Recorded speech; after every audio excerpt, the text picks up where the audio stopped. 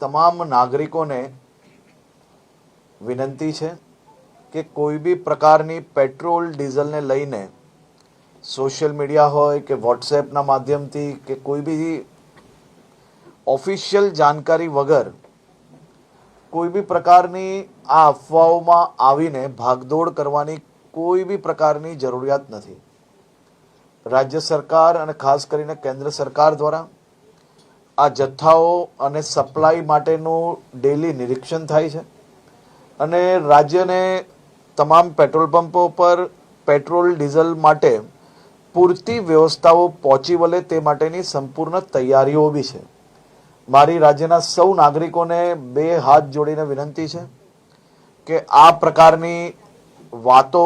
કોઈનો બી WhatsApp message આવ્યો હોય ને સીધું જ આપણે બીજા લોકોને ફોરવર્ડ કરીએ.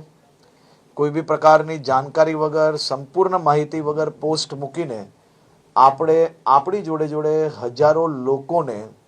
કારણ વગરના એમનો સમય વેડફીએ અને સાથે સાથે